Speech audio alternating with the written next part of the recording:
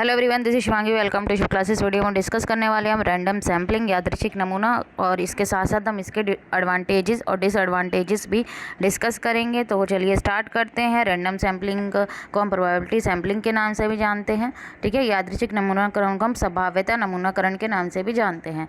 तो इसलिए दोनों नाम याद रखना है। एग्जाम में कौन सा नाम लिखा आ जाए पता नहीं है, तो इसलिए आपको दोनों नाम पता होने चाहिए।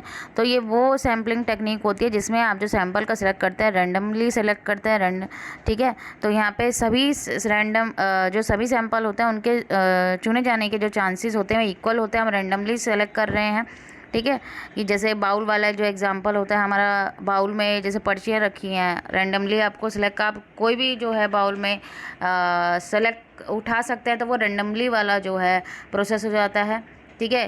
कि एक किसी एजुकेशनल टूर पे लिमिटेड बच्चों को लेके जाना है, तो सभी स्टूडेंट्स के नाम टीचर ने एक बाउल में रख लिए, ठीक है, और रैंडमली सेलेक्ट कर लिया कि भाई 20 स्टूडेंट सिर्फ जाएंगे आउट ऑफ 80 स्टूडेंट, ठीक है। तो जिसकी बच्चे की पर्ची बाहर आई, उस जिसका नाम आया, वो बच्चा जो है उस टूर पे जाएगा, ठीक है।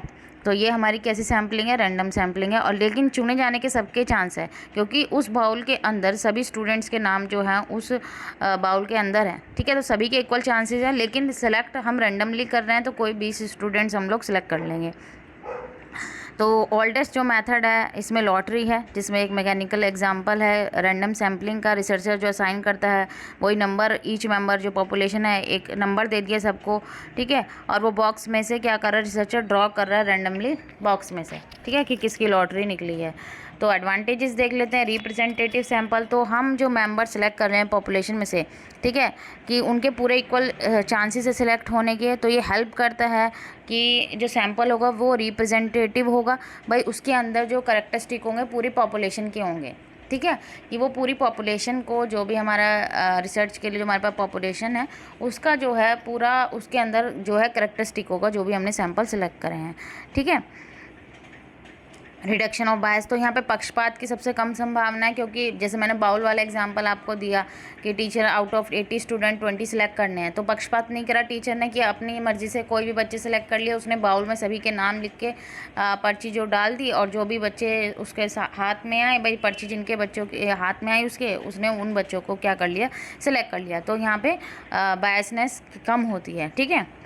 स्टैटिस्टिकल इन्फ्लुएंस, सांख्यिकीय अनुमान, तो यहाँ पे ये प्रोवाइड करता है कि हमें एक सॉलिड फाउंडेशन स्टैटिस्टिकल एनालिसिस की, क्योंकि यहाँ पे वेरियस स्टैटिस्टिकल टेक्निक्स जो अप्लाई होती है, जैसे हाइपोथेसिस टेस्टिंग, एस्टिमेशन, कंस्ट्रक्ट करना, कॉन्फिडेंस इंटरवल, ठीक है। इन्हें भी हम डिस्कस करेंगे कि क्या होता है हाइपोथेसिस टेस्टिंग, ठीक है, एस्टिमेशन, कॉन्फिडेंस इंटरवल।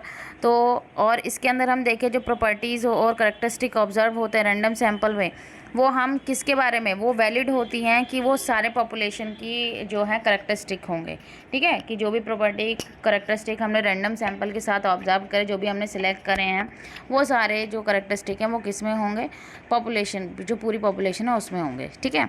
अब आते हैं डिसएडवांटेजेस। तो सैम्पलिंग अगर नमूनाकरण त्रुटि, तो ये गारंटी नहीं देता कि सैंपल जो है परफेक्टली मैच हो पॉपुलेशन के करैक्टरिस्टिक। ज़रूरी नहीं है कि जो हमने सैंपल सेलेक्ट किए हों वो पूरी पॉपुलेशन के करैक्टरिस्टिक रिप्रेजेंट करें, ठीक है, कुछ ना कुछ कमी ज़रूर होगी। तो यहाँ पे चांस रहता है कि वेरिएशन आ सकती है, जिसको हम क्या कहते हैं, कुछ सैम्पलिंग एरर, ठीक है, डिस्पेरेंसी आ सकती है मॉडल में जो लोग हैं उनके बीच में। तो जितना ज़्यादा सैंपल साइज़ लार्ज होगा उतनी हमारी सैम्पलिंग एरर होने के चांसेस कम रहेंगे, ठीक है। पोटेंशियल लैक ऑफ प्रिसीजन, परिशुद्धता की संभावित कमी, तो कुछ केसेस के अंदर जो एस्टिमेट हैं, ठीक है, जो हमें एस्टिमेट मिले हैं, अगर क्या है सैंपल यहाँ पे क्या है जो हमारे रिज़ल्ट हैं, ठीक है, उनमें शुद्धता कम हो सकती है अगर हमारा सैंपल साइज़ क्या है, स्मॉल है, ठीक है। द सैंपल की जो वेरिएबिलिटी यहाँ पे क्या हो जाती है, अगर हमारी जो सैंपल साइज़ हमारा क्या है, स्मॉल है, तो यहाँ पे जो है शुद्धता की कमी हो सकती है, ठीक है।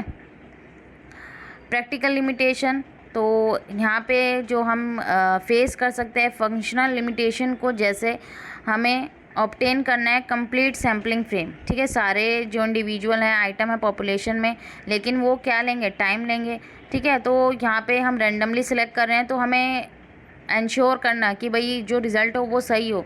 तो प्रैक्टिकल लिमिटेशन हो सके, हम प्रैक्टिकली लेके चल रहे हैं कि हमने पूरी पॉपुलेशन को ना सिलेक्ट करके थोड़े ही पर्सन्स को सिलेक्ट कर लिया, तो चैलेंजिंग हो सकता है। ठीक है, यहाँ पे जो है चैलेंजिंग हो सकता है कि आप और हमें चाहिए कि हम सभी इंडिविजुअल को सभी को सिलेक्ट करें, लेकिन हम नहीं कर पा रहे हैं क्योंकि हमारे पास इतना टाइम नहीं है। ठीक है, ना ही हम इतने एफर्ट्स लगा सकते, तो हम लिमिटेड आइटम्स को सिलेक्ट करके उससे हम अपना रिज़ल्ट निकाल रहे हैं, तो यहाँ पे प्रॉब्लम आ सकती है। तो यहाँ ये टॉपिक ख़त्म होता है। आई होप आपको क्लियर हो गया होगा। अगर वीडियो अच्छी लगी है तो like it, share and subscribe my channel. Thank you.